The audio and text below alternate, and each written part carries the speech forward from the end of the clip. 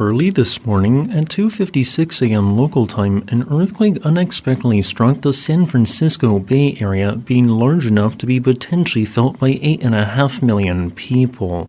With an epicenter situated 1 mile east-southeast of Berkeley, the magnitude 4.3 earthquake that struck caused the ground to shake back and forth for about a second. This motion was fairly weak, not causing any casualties or damage of any kind, but was nevertheless strong enough to wake many people who felt it. And since the most intense ground motion was equivalent to an MMI of only 4, I bet that at least one of you in my audience thought it was your dog pushing on your bed asking for food time. So, if this earthquake was so small and harmless, why am I talking about it? Simply put, its origin. This earthquake did not occur on the San Andreas Fault, or one of the many very small fault lines that frequent the western United States. Instead, this earthquake occurred on the Rogers Creek Hayward Fault, a fault line that has a higher chance of producing a damaging magnitude 6.7 or larger earthquake during the next 30 years than any other fault line near or in close proximity to the Bay Area, including the San Andreas Fault. Whereas the odds of the San Andreas Fault producing such an earthquake by 2055 is deemed to only be 21%, on the Rogers Creek Hayward Fault, that chance is 33%. This latter fault line is sometimes subdivided into two distinct faults, but if we count it as one, it measures 93.2 miles or 150 kilometers long. It runs from Windsor and Santa Rosa in the north across the bay to east of Oakland, Hayward, and in the far south the city of Milpitas.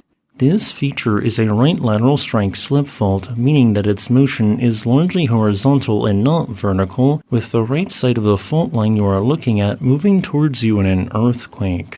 Today's quake represented the largest event to have struck the Rogers Creek Hayward fault line since 2022, with events of magnitude 4 or larger striking an average of once every 7.3 years on this fault. So, why is there considered to be a 1 in 3 chance that this particular fault line might produce a magnitude 6.7 or larger earthquake in the next 30 years? Simply put, much of this fault line isn't moving at the rate it should be.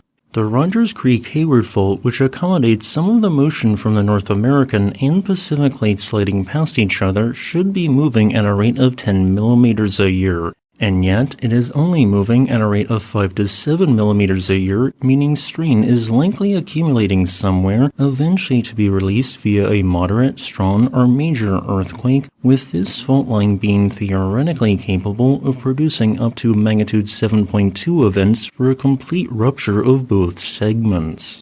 After all, since 1850, this very fault line has been the site of 5 magnitude 5 quakes and 2 magnitude 6 quakes, the largest of which was a magnitude 6.8 quake in 1868, which caused widespread local damage to structures.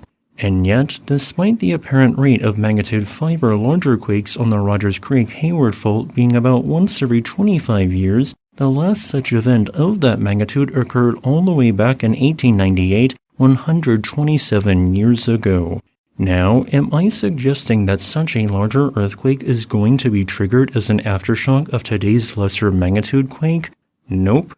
While theoretically possible, the odds of such are modeled to be 1 in 400 during the next week. However, at least one lesser magnitude aftershock has already occurred, specifically this magnitude 2.6 quake at 8:01 a.m. So, while interesting, these two harmless quakes are not something to worry about. As a final note, I would like to thank my new patron Jonathan Matthew, SED, for supporting my work.